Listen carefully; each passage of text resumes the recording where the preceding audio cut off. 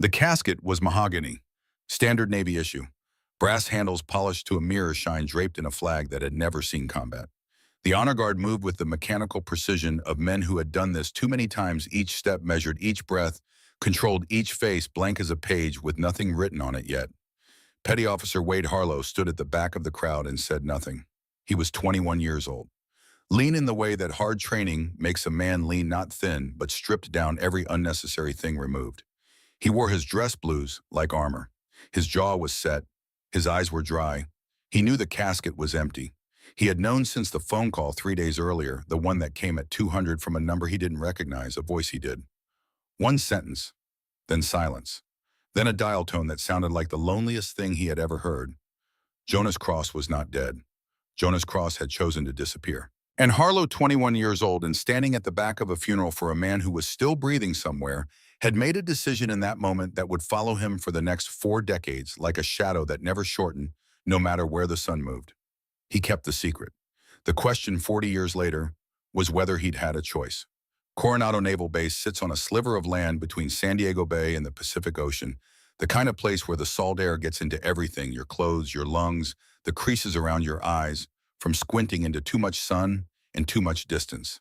The base has the worn, purposeful look of an institution that has been serious for a very long time. No decoration, no softness, just function compressed into concrete and wire, and the silence of men who have learned that silence is its own language. Commander Wade Harlow walked the corridor at 0527 on a Tuesday morning with a classified folder under his arm and 41 years of accumulated weight behind his eyes. He was 63 now. The lean of his youth had thickened into something denser, more deliberate. Gray at the temples, a jaw that had reset slightly wrong after a training accident in 1998 and given him a look of permanent skepticism. He moved the way men move who have been shot at, not fast, not slow, but always with a calculation in each step, a reading of the space ahead. The folder contained personnel records that should not have been where he found them. Someone had accessed the restricted archive at 0300. He had the access log. He had a name, Maya Rourke.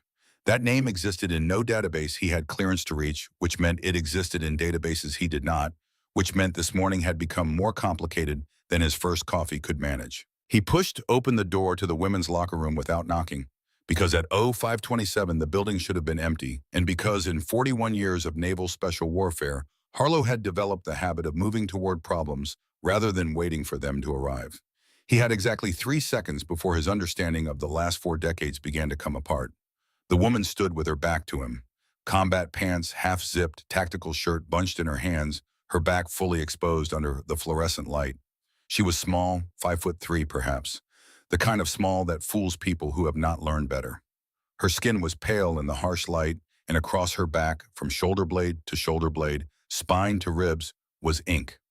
Not decoration, not the kind of thing young sailors get after their first deployment, tribal patterns, or motivational phrases that mean something for 6 months and nothing after that. This was different. This was a piece of history that Harlow had believed existed in 11 places in the world, and 8 of those places were graves. A seal trident, not the standard version. The eagle's wings spread wider than regulation. The anchor's flukes were sharper. The pistol's barrel longer.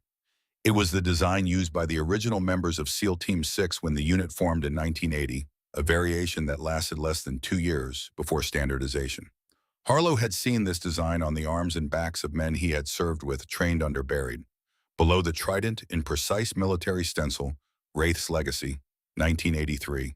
And below that, 2 letters that stopped his heart, the way nothing in 4 decades of combat had managed. JC, the woman turned. She pulled the shirt over her head with the efficiency of someone who had been putting on tactical shirts since before most people her age owned a car. She was perhaps 28.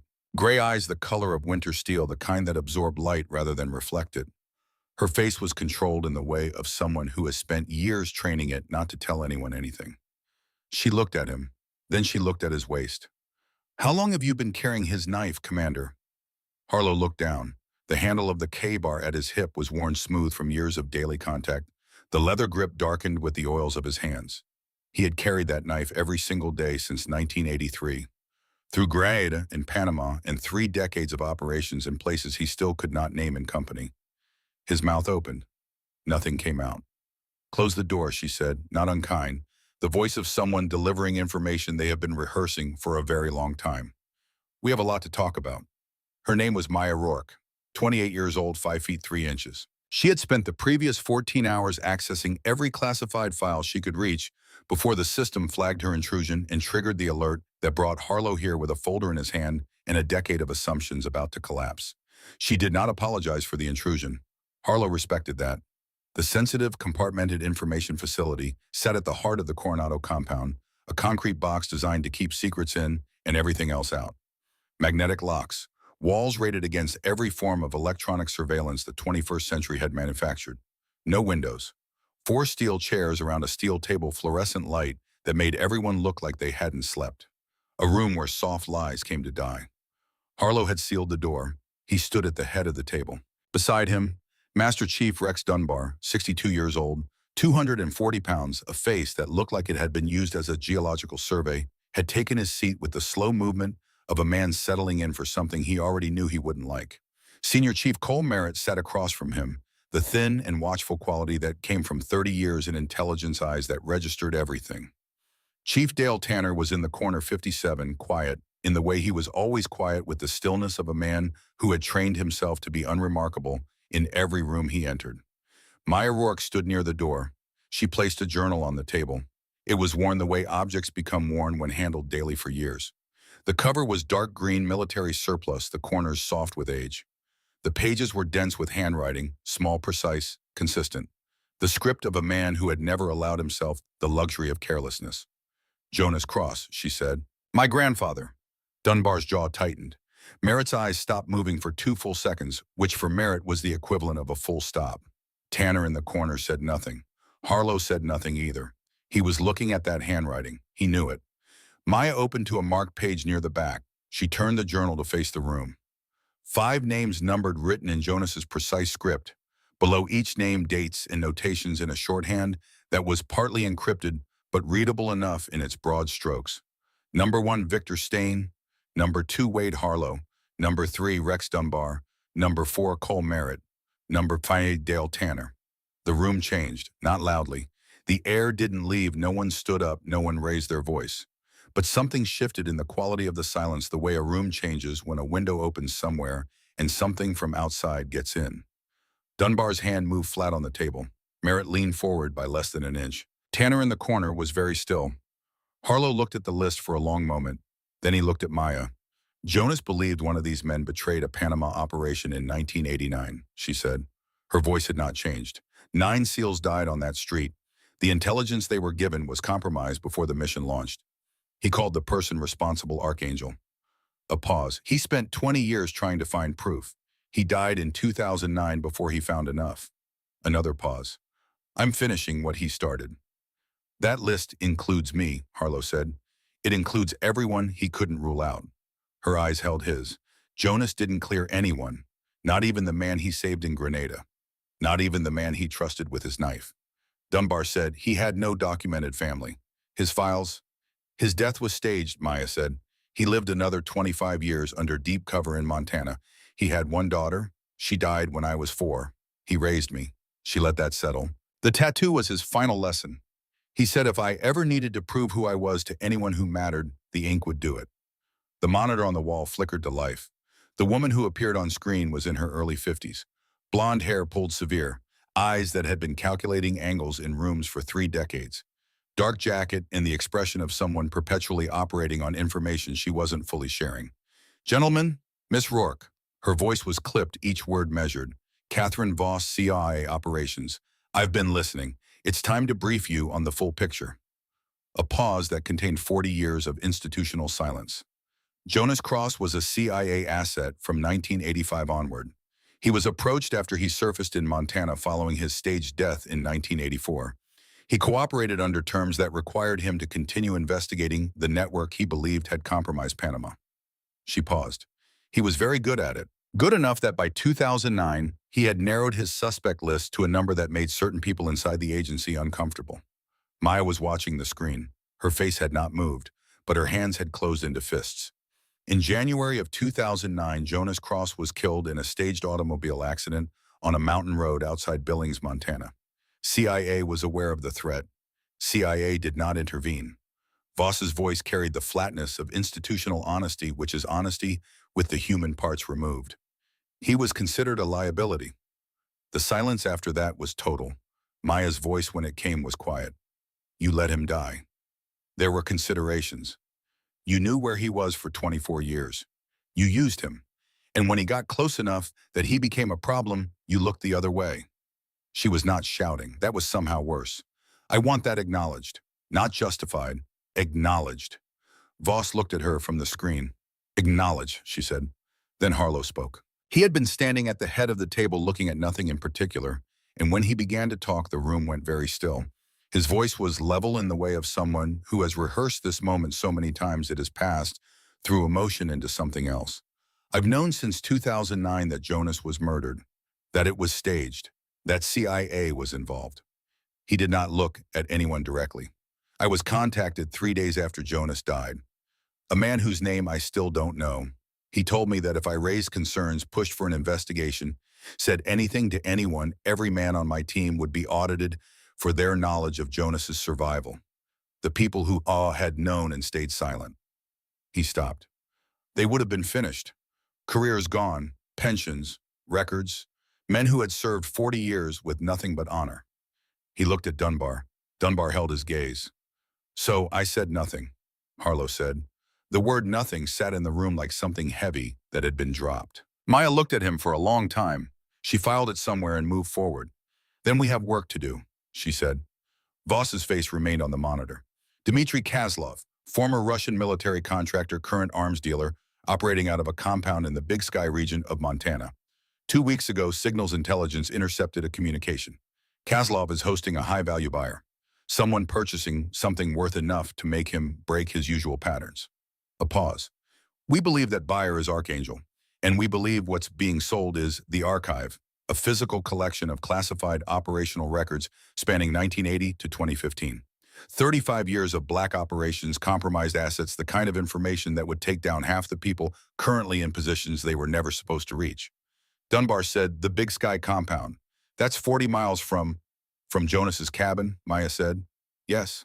A quality of quiet has settled over the room, 5 people separately arriving at the same understanding. That nothing about this was coincidence.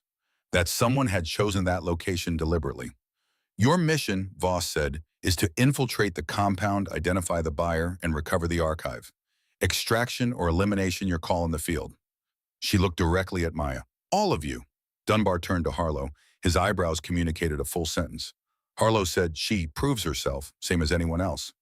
Maya said, name the test. The 1,000-yard range at the eastern edge of the base was where the Pacific wind came in hard and salt-heavy off the ocean. 3 silhouettes downrange, man-sized, the kind that did not forgive. The heat shimmered above the sand until the distant targets seemed to float. Dunbar went first. He settled behind the Barrett MM-107 with the ease of a man greeting an old friend, breathed down, read the wind flags, and put 5 rounds downrange in just under 2 minutes. 3 solid center mass hits, 2 near misses. Professional, exactly what you'd expect from a man who had been doing this since most people in any YouTube comment section were learning to read. He stood, wiped his face, and looked at Maya. She approached the rifle and stopped. Did not touch it. She walked a slow circle around the shooting position, studied the wind flags, watched the heat shimmer, dropped to one knee, and pressed her palm flat against the earth for 3 full seconds with her eyes closed. Dunbar said under his breath, what is she doing? Reading the environment. Harlow had said it before he understood why. Then he understood because he had watched Jonas do the same thing on a range in Virginia in 1982. Press the palm to the earth and go still. Jonas had said, you have to feel what's underneath before you can understand what's above it. You can read every instrument on this range and still miss what the ground is telling you. Maya settled behind the Barrett, small behind the weapon in a way that sometimes made people say something before they knew better. Her hands moved over the adjustment mechanisms with total confidence, not the confidence of someone following instruction, but of someone for whom the knowledge lived in the body. She did not pick up the spotting scope, did not check the wind gauge again. She pressed her eye to the glass, her breathing slowed to something barely perceptible, and she went still. Not the stillness of concentration, the stillness of someone who has arrived somewhere inside themselves where everything unnecessary stops. The first shot cracked the air. Downrange, the head of the first silhouette came apart. Harlow's breath left him. A headshot at 1,000 yards, first round variable win, heat shimmer, no instruments. That was not training. That was not talent. That lived in a different category from both. Second shot 3 seconds later. Same result. Third, fourth, fifth, each one a measured beat. 46 seconds total. When Maya stood, the range was silent in a way that ranges are not usually silent. Tanner had not moved there from the back. He was looking downrange. His face was exactly as it always was, unremarkable, in every way a face can be unremarkable. But his hands had pressed flat against his thighs. Dunbar spoke first. "I've been shooting for 34 years. His voice had changed in some way he wasn't trying to hide. "I've never seen that." Merritt said nothing. He was recalculating.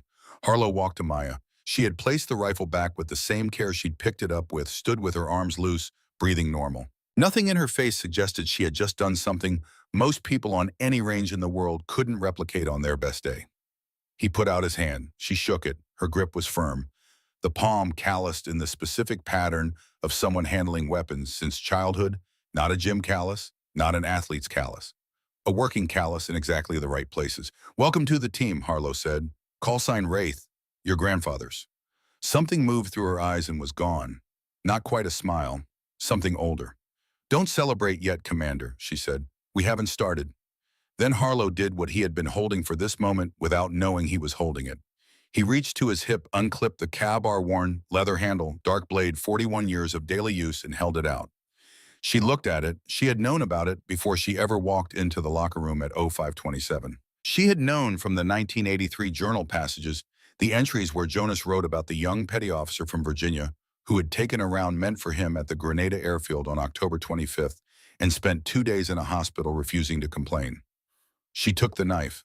The weight settled in her hand with a naturalness that Harlow noticed, as if the object had been waiting for the hand. "Jonas told me in 1983, Harlow said quietly, "give this to the person who earns it. He said I'd know." A pause. "I've been waiting." Maya slid the knife into her boot sheath. Around them, the Pacific wind was coming in steady off the ocean, and the flags at the range ends moved with it, and the day was building towards something. That night, Harlow found her alone in the team room at 2200, sitting at the corner table with her back to the wall, and both exits visible the way Jonas had always sat in every room, in every building, anywhere he had ever been.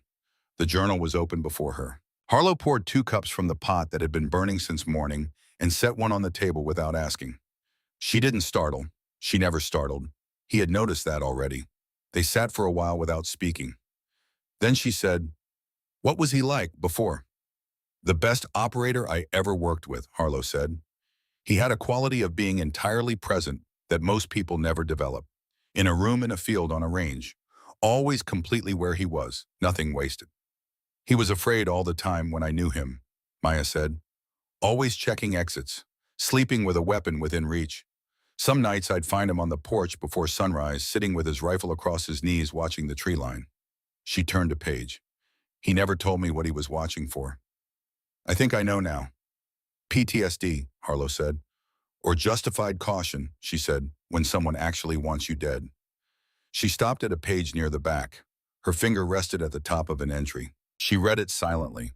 Then she looked up. "There's something you need to see before we leave." She turned the journal to face him.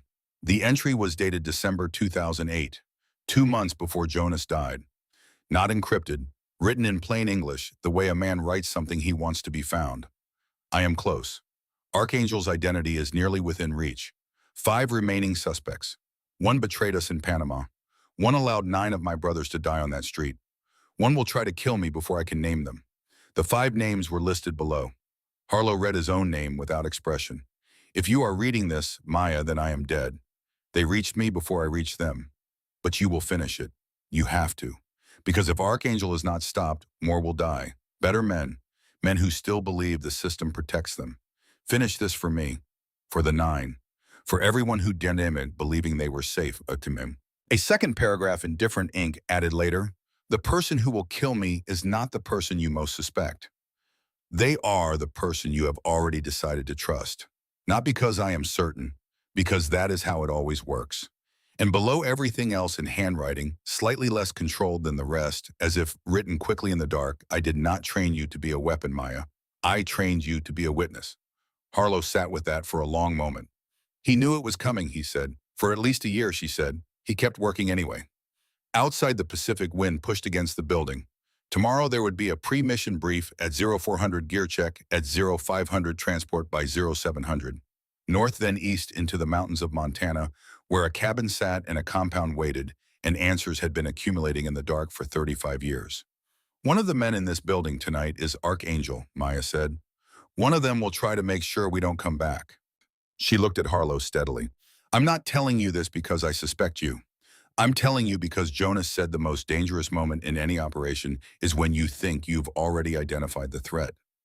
She paused. We haven't. Harlow looked at the journal. He thought about a funeral in 1984, a casket he knew was empty, a phone call at 0200, and a secret that had felt like protection and had cost him more than he could fully calculate. Get some rest, he said. We leave before sunrise. Maya picked up the journal and tucked it inside her vest, close to her chest. At the door, she stopped without turning. He would have forgiven you, she said. He already had. There's an entry from 1992. He writes about a man he trusted who made a choice he understood but couldn't forgive, and how he'd decided to hold both things at once because the alternative was losing someone from a list that was already too long. Harlow said nothing. I thought you should know that before we go in, she said. Then she left. The door closed quietly. Harlow sat alone in the team room with his coffee going cold and Jonas's final line in his head. Not a weapon, a witness. He turned the phrase over and found it exact in the way that true things tend to be exact once you're finally ready to hear them. The C-13 flew without lights. At 30,000 feet over central Montana, it was a sound, before it was a shape, and then it was neither. Below, the big sky country spread in every direction without apology. Mountains that had been mountains since before anyone had a word for them. Valleys holding their darkness. The way old houses hold cold rivers, running silver and indifferent through country that did not need to be watched. Maya stood at the open ramp and looked down at all of it. She had jumped 41 times in training. This was different. This was the place where her grandfather had lived for 25 years, the mountains he had walked through, the sky he had studied from a porch with a rifle across his knees. She had not been back since she was 20. She was returning now the way you return to places that shaped you, not with nostalgia, but with the understanding that you have finally grown into what the place was always preparing you for. She stepped off the ramp without hesitating. The canopy deployed at 28,000 feet with a sound like the world exhaling. Her body jerked upward, the ram air parachute catching dark air and converting her fall into something with direction. The aircraft noise disappeared. In its place, the whisper of nylon through frozen air, her own heartbeat, the faint percussion of wind reading the canopy above her. She looked up. 4 other canopies spread across the night sky. Harlow closest. Behind him, Dunbar, Merritt, Tanner. All of them controlled, all of them professional. One of them had already been carrying a secret far longer than this jump. She adjusted her heading toward the GPS waypoint on her wrist and let the Montana darkness come up to meet her.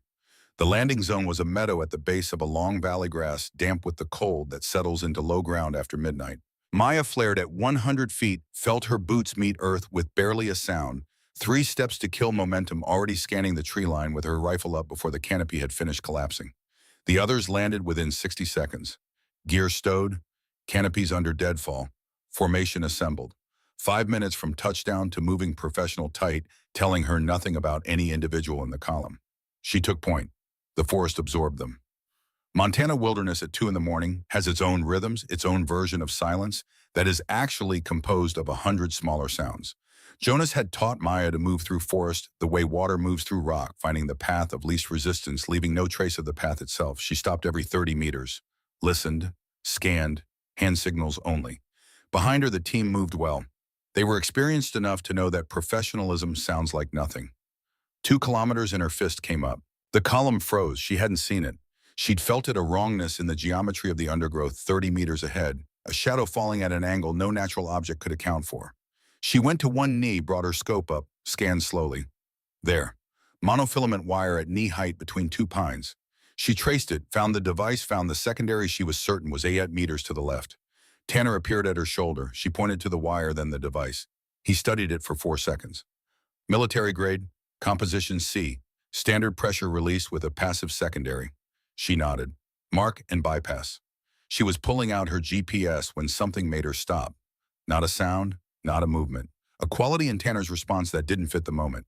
He had assessed the device in 4 seconds and described it with the fluency of someone reading a known quantity, not someone encountering an unfamiliar configuration in darkness. Someone identifying a thing they had seen before in exactly this arrangement. She marked the position and said nothing. They bypassed with a 40-meter margin and continued into the trees. The ridge overlooking the compound gave them a clear sight line into the valley below. They went prone along the military crest below the actual ridgeline, where silhouettes disappear. Maya settled behind her scope and began a slow, systematic read.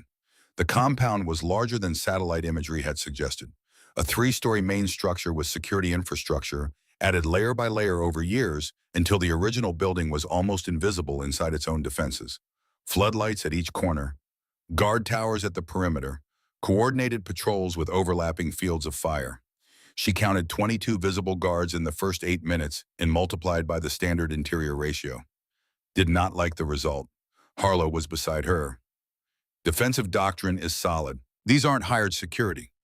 Former Spetsnaz, Merritt said from 3 feet left. The patrol discipline is too consistent for contractors. Maya was not looking at the guards. She was looking at the courtyard.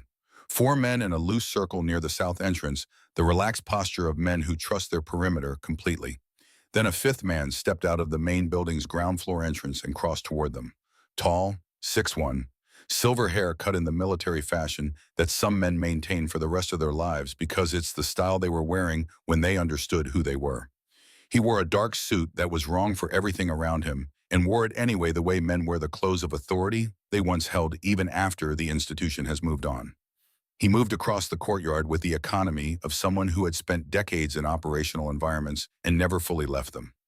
Maya's finger tightened on the focus ring. She had never met this man, never been in the same room with him, but she knew him the way you know someone you have been told about in such careful detail for so many years that the story and the person become the same thing. Commander, she kept her voice below the wind. East Courtyard, silver hair, the suit.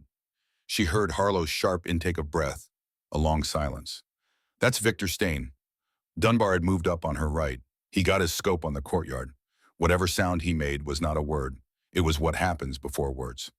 I was at his funeral, Dunbar said. 1990, Camp Lejeune. I helped carry the casket. It was empty, Maya said. Like Jonas's, Merritt said. Not like Jonas's. Jonas disappeared to investigate. Stain disappeared because he had something to protect. Merritt's voice was careful. The question is, which of them came to Montana first? Maya lowered her scope. She had been watching not just Stain, but the team. Dunbar's reaction was genuine, a man confronting a settled fact disassembling in real time. Merritt's was the contained recalibration of an intelligence professional. Both reactions were real. Tanner had not reacted. Not shock, not suppressed recognition, not even the particular stillness of someone working to control a response. He had looked through his scope at Victor Stain walking across the courtyard and had not moved in the way a man does not move when he is looking at something expected. Half a second. No more. Maya filed it. The compound's defensive layout was readable. Now the apparent weakness of the south wall, that was not a weakness, but a killing zone, the overlapping fields of fire designed to convert any standard breach into a catastrophe. She had seen this doctrine before in Jonas's journal, in the pages where he sketched defensive configurations and annotated them with the improvements of a man who had spent years thinking about how he would hold a position if he needed to. The compound below matched those annotations almost exactly. This is a trap, she said. Harlow looked at her. The IED we bypassed. The patrol patterns. The defensive layout. She kept her voice flat. Someone designed this to receive us specifically. With our doctrine, our approach timing our vectors. She pointed toward the south wall. That looks accessible. It's a kill box. Anyone who breaches it walks into crossfire from 3 concealed positions. Tanner studied the southern approach. Then quietly, she's right. Then what's the approach? Merritt asked. Maya had been calculating since the ridge. A single infiltrator, minimal profile, unexpected vector. The east face of the compound had a sheer cliff 50 feet of rock that any standard assessment would dismiss as non-viable. Non-viable for a team with full kit and a clock running. Not non-viable for someone who had grown up free climbing in mountains that made this face look like a training wall. She told them what she intended. Harlow's objection was immediate. Negative, solo infiltration against a fortified compound with 40-plus personnel is not viable. We're already split, she said. One of us made contact before we left Coronado. One of us gave Stain the approach timing, helped design the welcome. She did not look at anyone in particular. If I take the whole team and whoever is compromised signals the moment we breach. We walk into that kill zone together and we don't walk out. The wind moved through the pines. Below the compound's floodlights burned steady. I go alone, she said. One person east, face no radio signal until I'm inside. Smaller target. No way to predict the vector. No way for anyone to signal ahead without exposing themselves. Harlow looked at her for a long time, the look of a man who has found the right answer and doesn't want it to be the answer. You go wired, he said finally. Full audio. We monitor from this ridge. You get into trouble, we extract. If you extract, you lose Stain. Those are the terms, non-negotiable. She accepted. Harlow removed a small device from his kit, a transmitter no larger than a button. Jonas had this made in 2007, sent it to me with a letter. He'd been testing the frequency against Soviet-era jamming equipment for 2 years. Said it was the one signal that got through everything. He pressed it into her palm. I've been carrying it since. She pressed it behind her left ear under the hairline. Felt it lock. 20 minutes, Harlow said. Then we repositioned for extraction regardless. She moved into the dark. The cliff face was 50 feet of cold rock, and the kind of exposure that clarifies thinking considerably. Maya's fingers found holds that looked like nothing and were enough. Her boots located friction on surfaces that had not offered it, obviously. She moved upward the way Jonas had taught her, on a granite face in the Appalachians when she was 12, not thinking about the top, not thinking about the drop, thinking only about the next 3 inches. The only way a cliff gets climbed is one move at a time. Every other way of thinking about it is a way of falling. At 40 feet, her right foot slipped. 1 heartbeat, 2 hands on the rock. The particular faith of 10,000 hours of practice. Then her foot found a ledge that was barely a ledge, and she was stable again, breathing through her nose, letting the adrenaline pass without surrendering to it. Harlow's voice controlled status. Moving, she said. She went over the wall in a single fluid movement, dropped into a crouch, rifle up, scanning both directions. Empty. The guard rotation had moved to the next tower. 45 seconds. She crossed 30 meters of open courtyard in 8 seconds and pressed into the shadow beside the service entrance. The lock was Soviet-era hardware inside a modern frame. Jonas had taught her that old locks were not simple locks. They were locks that had been used so many times, every tumbler had a history, and if you listened carefully, the lock told you what it needed. 42 seconds, and the door came open on oiled hinges. Inside, dim corridor, concrete floor, gun oil and old stone. She moved through it with the fluency of someone for whom this kind of movement was not a sill, but a language learned young enough that it lived below conscious thought. She found the stairwell descending and went down. 3 doors on the left, 2 on the right. At the end, a reinforced door with the presence of something important behind it. Maya pressed her ear to the cold metal. 3 voices. English. The energy of men not agreeing. The first voice was cultured, controlled, the voice of someone who has held authority so long, it has become involuntary. I don't care about the timeline. Nothing moves until I'm satisfied. The second voice was accented, compressed. Your caution is delay we cannot afford. Then the third. Gentlemen. She knew it immediately. She had heard it every day for 4 days, had checked her gear beside it, had turned her back to it. Perhaps we're being hasty. The team is in position. The information I provided was accurate. They'll approach from the south hit at dawn. We'll be ready. Dale Tanner. She stood in that basement corridor and held very still and let the information settle the way cold water settles, filling every available space. Chief Dale Tanner, 57 years old, 31 years of service. The quiet man in the corner who preyed on transports and carried himself with the steady unremarkability of someone who had learned to be invisible, who had not reacted to Stain's appearance in the courtyard, who had described the IED configuration with the familiarity of someone who'd placed it. She was reaching for her transmitter when cold metal touched the base of her skull. Don't move, Miss Rourke. Almost apologetic. Hands where I can see them. The room beyond the reinforced door was large, concrete-walled, fluorescent lit. A table in the center. 3 men around it. Victor Stain looked exactly as he had in the courtyard, silver-haired, precisely dressed, carrying 4 decades of operational intelligence behind eyes that were still calculating. Dmitry Kaslov beside him, shorter, harder, a face built for severity. And Tanner, who looked at Maya when she was brought in and then looked at the floor. Stain said Jonas's granddaughter. He said it the way you say the name of a book you've meant to read for years and finally picked up. Your grandfather was exceptional. Patient, thorough, genuinely difficult to stay ahead of. His only real limitation was a belief that institutions could be reformed from inside. He paused. They can't. I learned that early. He never did. Maya read the room. One exit behind her blocked by the guard. No windows. 3 armed principals plus the guard. The arithmetic required a different approach. Tanner had not looked at her again. You designed the IED placement from Jonas's journal, she said. I've had access to a copy of your grandfather's tactical notes for 11 years, Stain said. He was thorough. So was I. How? A glance at Tanner. Chief Tanner has been a reliable source of institutional information for some time, Stain said. His cooperation has been strongly motivated. Leave us, Maya said to Stain. He raised an eyebrow. Then he looked at the situation Maya zip-tied to nothing, outnumbered 4-1 unarmed, and almost smiled. He nodded to the guard to Kozlov and walked out. The door closed, Maya and Tanner. The particular silence of a basement at the center of something built over 35 years. Tanner said, I'm sorry, Don. His voice was stripped of the steadiness she had heard in every briefing.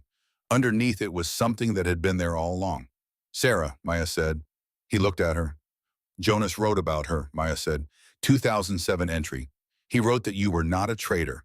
He wrote that you were a hostage who had learned to look like one. He was trying to find her before he moved against Stain. He thought if he could get Sarah out first, you'd be free to cooperate openly. Tanner's jaw worked. He looked at the wall behind her. She was 18, he said. 2018. First semester at Colorado State. One afternoon, she didn't come back to her dorm. 3 days later, I got a photograph. She was alive. There was a phone number on the back. His hands pressed flat against the table. I called it. Stain answered. He said, you've been a problem for a long time, Dale. This is the arrangement going forward. Maya said nothing. I went to CIA Storm, Tanner said. Not enough evidence. FBI, outside their purview. Naval Investigative Service. He stopped. You know what they said. I went to everyone I could think of, and everyone had a reason it wasn't their problem. He looked at his hands. Jonas found out in 2007. He didn't report me. He started looking for her instead. He found a lead in early 2009. He was 3 weeks from something concrete when he stopped. When Stain killed him, Maya said. Tanner's face showed the specific geography of a man who has been carrying a particular weight for a very long time and has stopped being able to fully remember what it felt like before he was carrying it. I set it up, he said. The words came out as if they had been waiting years to be said and had lost none of their weight during the wait. Stain gave the order. I made the arrangements. I told myself it wasn't murder, that I was just logistics, that the mountain road did the actual work. He stopped. Jonas never saw it coming, and I've been living with that since February 2009. Maya sat with what that meant. 9 SEALs dead in Panama in 1989. Jonas dead on a Montana road in 2009. A 26-year-old woman alive somewhere only as leverage. A man across from her who was guilty and not guilty, in proportions no clean moral accounting could fully separate. And Jonas, who had known all of it, who had looked at the competing injustices and worked outward from the one where a human being was most immediately in danger. She understood him better in this basement than she had understood him anywhere else. I know where Sarah is, she said. Tanner went very still. Catherine Voss has access to Stain's network infrastructure through channels she's been protecting for 11 years. She knows the locations. When this is over, I will get that information. I will get your daughter out. She paused. That's not a negotiation. That's what Jonas was trying to do when they killed him. I'm finishing it. Tanner looked at her with the expression of a man who has not been offered genuine hope in 8 years and no longer trusts it when it arrives. The door opened. Stain came back in with Kozlov. The interrogation that followed was efficient, which is worse than brutal because efficiency does not leave room for the kind of mistakes that create openings. Stain worked through his questions with the patience of someone who had done this before and understood that the most effective approach is simply to wait. He wanted to know what Jonas had discovered.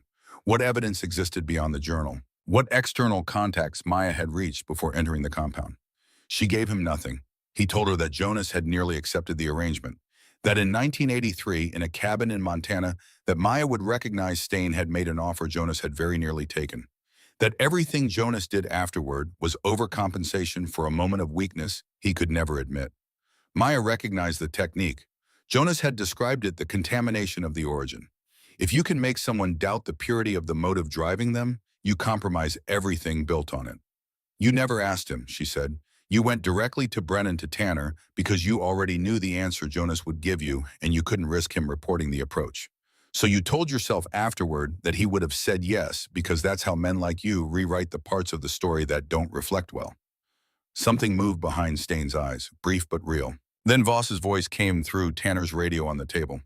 Victor, the northern extraction corridor is clear. The buyers have confirmed. I suggest we proceed. Stain looked at the radio, then at Maya. It appears we are done here. He nodded to Kozlov. Kozlov moved toward her. Maya moved first. The sequence lasted 11 seconds. She had mapped every step from the moment she entered the room, sight lines, distances, priority of targets. Jonas had taught her the best time to move is the moment your opponent believes the situation is resolved in their favor, because that is when their attention shifts from managing you to managing the next problem. Kozlov was not ready for the speed of it. Jonas's knife came from her boot. Kozlov's pistol was in her hand before he finished falling.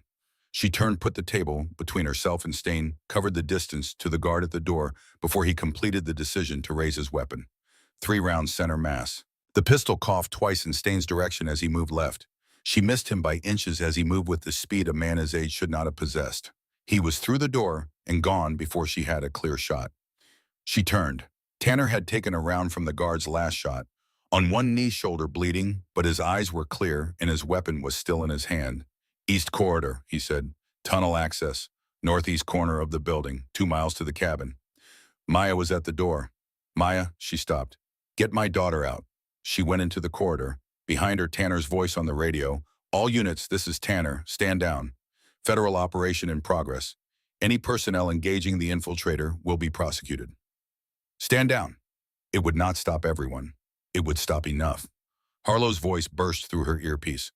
Wraith, multiple contacts moving on your position. What is your status? Basement clear. Kozlov down. Tanner wounded cooperative. Stain is running. She hit the stairwell at full speed. He's going for the cabin. Negative, return to extraction. We go together. Stain has the archive. He is the only person who knows where the physical copy is. We lose him. We lose everything Jonas died for. Emma. Harlow caught himself. The old name. His voice had something in it she hadn't heard from him before. Tell my grandfather I finished it, she said. She switched the radio to receive only and ran for the tree line. The forest between the compound and the cabin was 2 miles of cold, dark, and uneven ground, and Maya ran it the way Jonas had taught her to run in darkness, not fast but continuous feet, reading terrain before weight, committed breathing through the nose to keep cold air from seizing the lungs. She was running toward her childhood.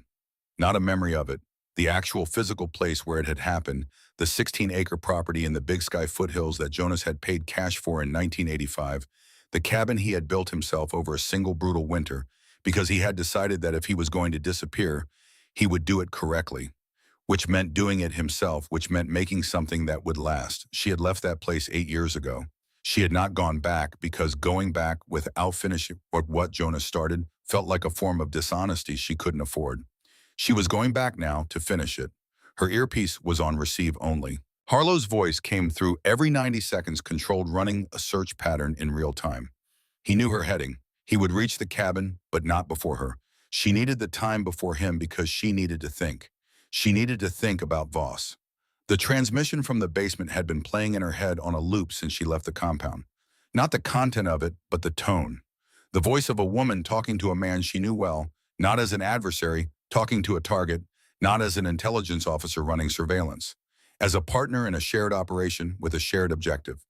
Voss had not sent them to destroy Stain's network. Voss had sent them to recover the archive before Stain could move it to bring it back to CIA rather than to a court of law.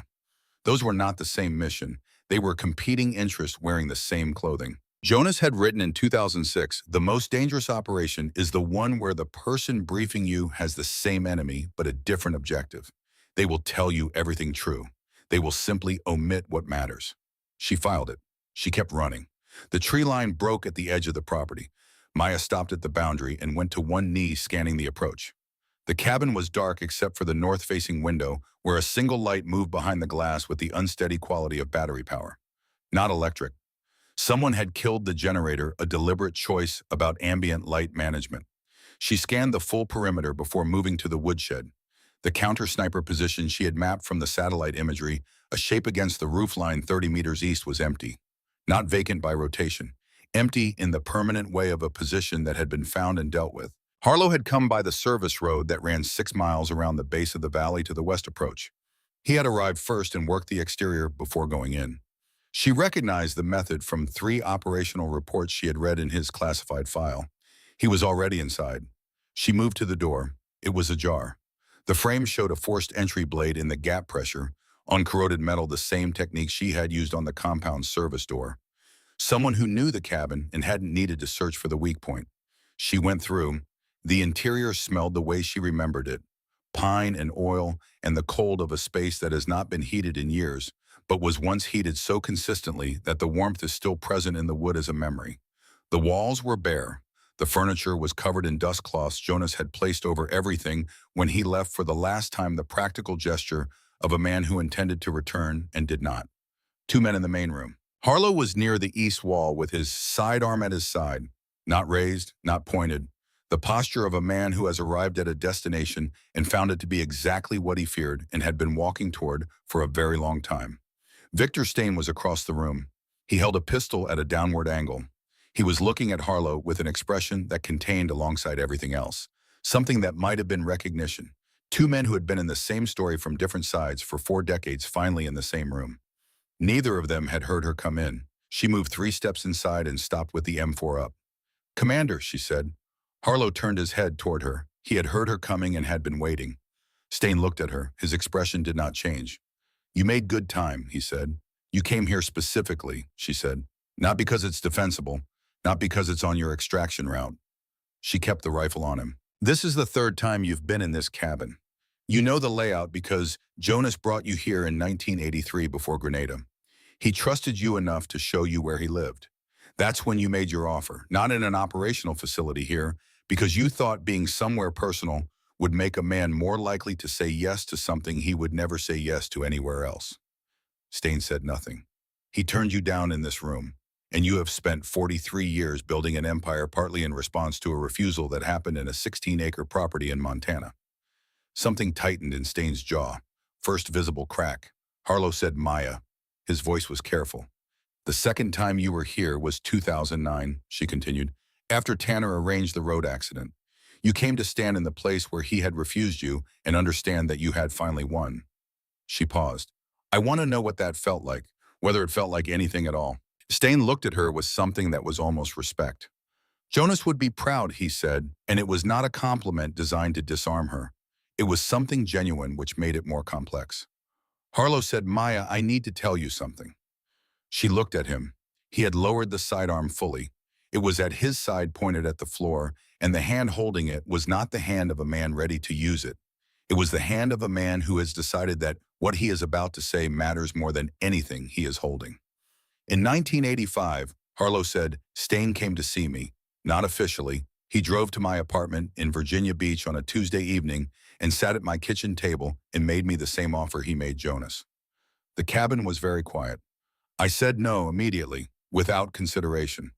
He paused. "And then I said nothing else. I didn't report it, didn't document it.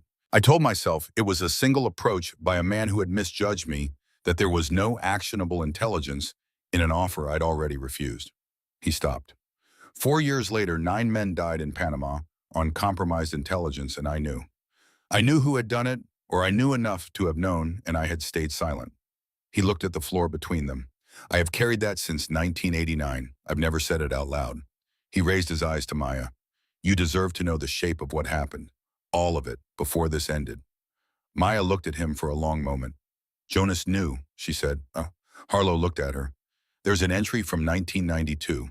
He writes about a man he trusted who made a choice he understood but couldn't forgive, and how he'd decided to hold both things at once because the alternative was losing one more person from a list that was already too long." She paused. "He knew. He kept you on the suspect list because the journal required him to be rigorous. But he knew who you were." Harlow's jaw moved once. Then it was still. 41 years of carrying something in silence, and the thing had been seen clearly for a long time by the only person whose seeing mattered. There was a specific kind of grief in that, and also something adjacent to relief. Stain said, "This is very moving." His voice had recovered its even quality. But it doesn't change the geometry of the room. He raised the pistol, not toward Maya, toward Harlow. I came here to finish something that started in 1983, he said. Jonas isn't available. His commanding officer will do. He looked at Harlow. Step away from the wall. Maya moved without announcement. She was inside the angle of the shot before Stain had fully registered the movement, using the distance between herself and the table as runway, pushing off the floor in the flat acceleration of someone who has drilled this specific geometry until it lives in the body rather than the mind. She hit Harlow's shoulder with her palm and used his mass to redirect him left as she continued forward. The round passed through the space where his chest had been and took a piece of the wall above the fireplace. She hit Stain with her shoulder in the center of his chest. They went down together. He was stronger. She was faster. He caught her left wrist, used his weight to reverse the momentum, came up on top with the grip of a man trained in this before most of the people he had ever met were born. His free hand went for the pistol that had landed near the table. Maya's right hand went to her boot. Jonas's knife came up in the space between them, 3 inches from his throat. His hand, 6 inches from the pistol. Both of them still. The battery lantern in the corner throwing unsteady light across them. Stain looked at the knife, then at her face. Something moved through his expression, not fear, not defiance. The specific recognition of a man who has arrived at the conclusion of something he built, which is its own kind of grief. Jonas's knife, he said quietly. Jonas's granddaughter, she said. She drove her knee into his hip, rolled, came up with the rifle and the knife both oriented toward him. He was on his side, winded. He did not move for the pistol. She had the M4 at his chest. She had the range and the angle and everything required.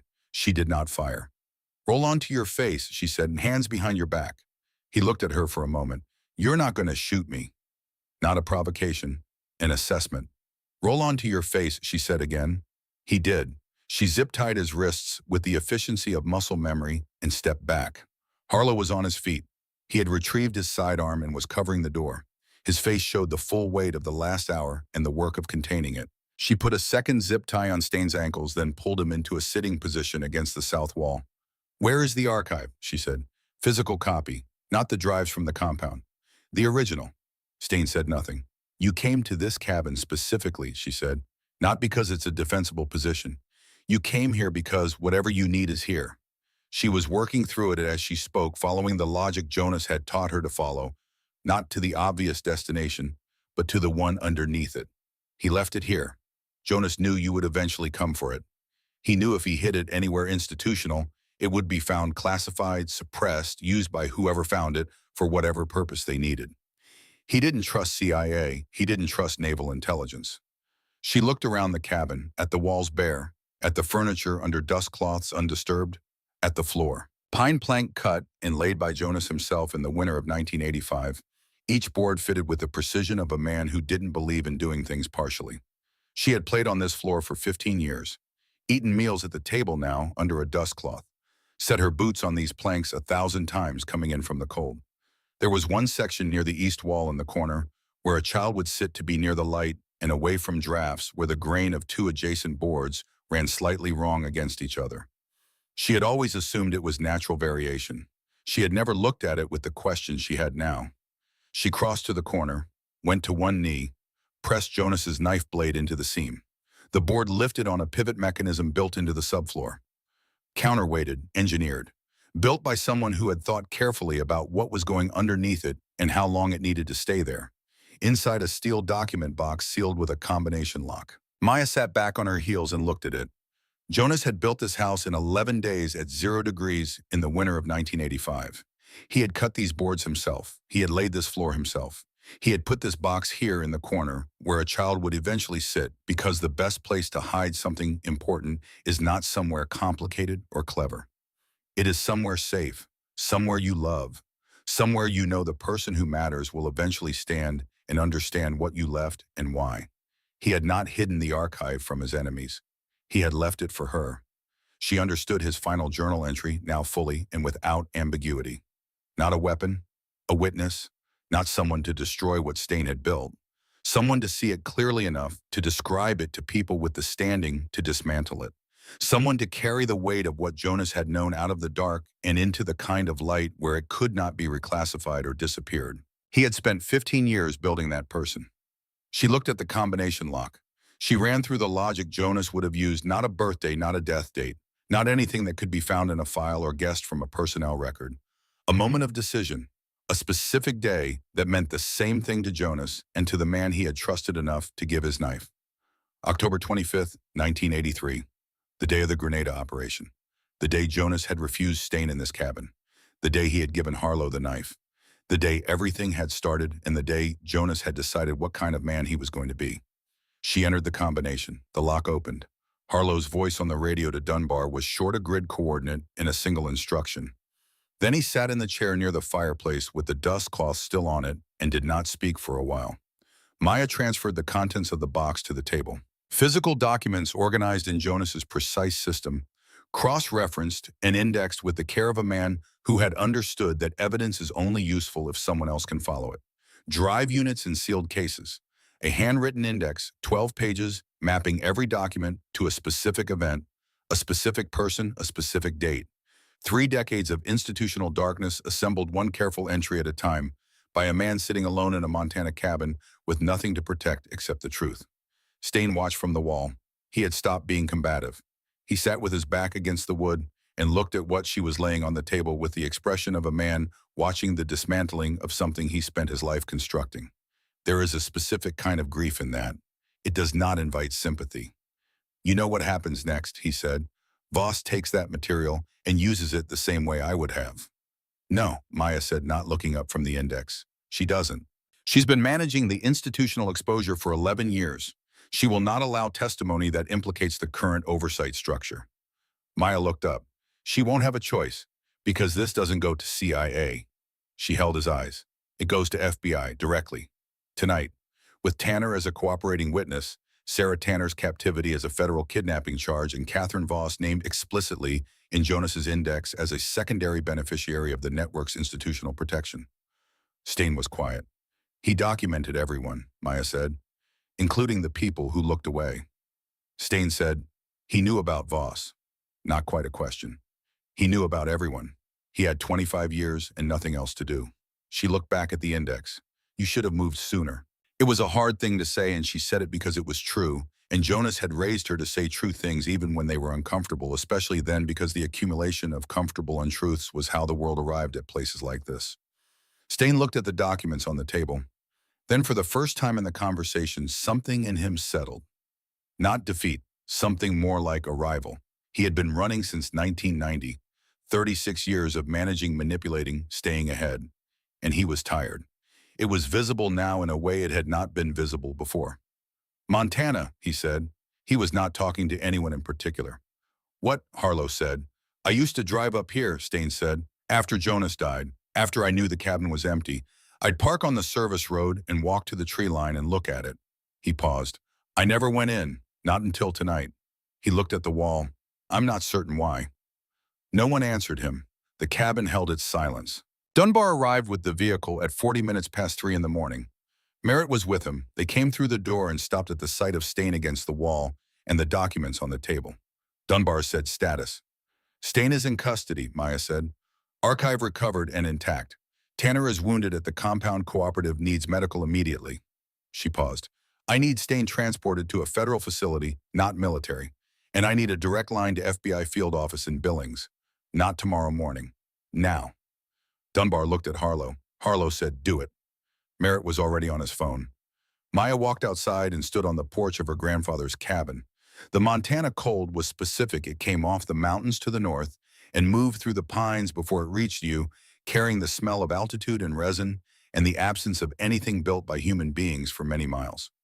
Jonas had stood on this porch for 25 years. She had thought she understood why.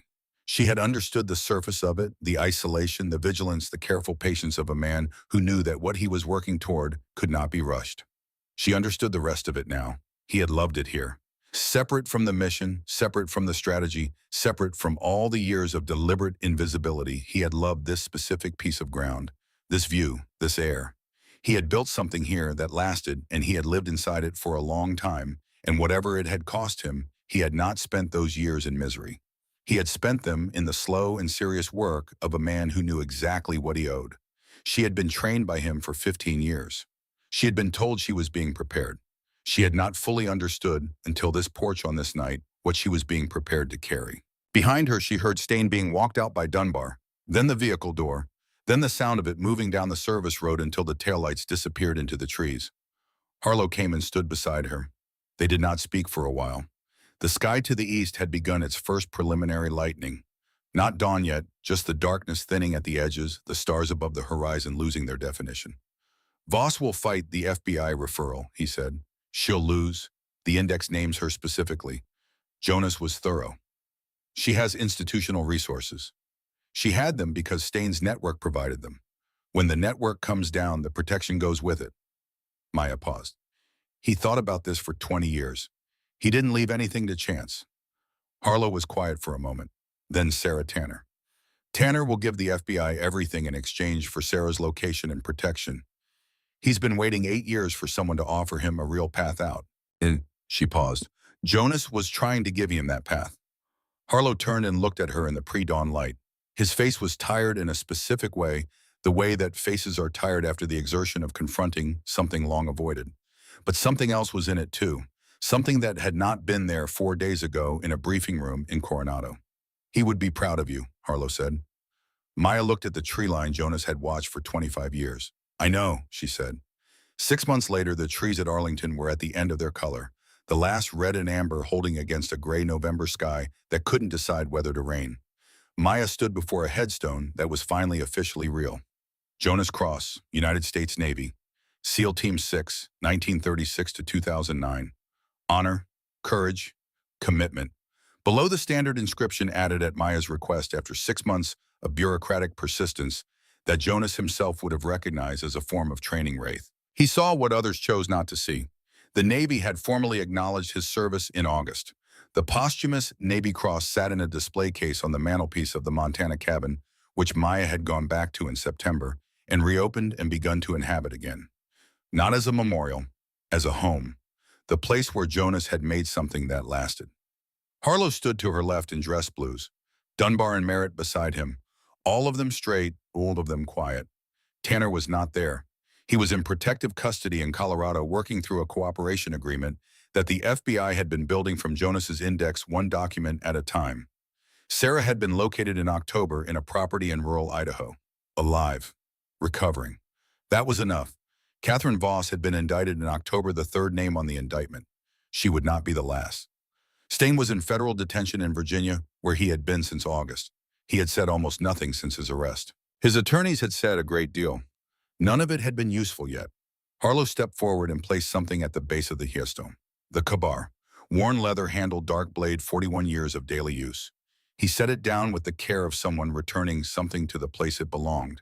Then he stepped back and raised his salute and held it for a full 10 seconds.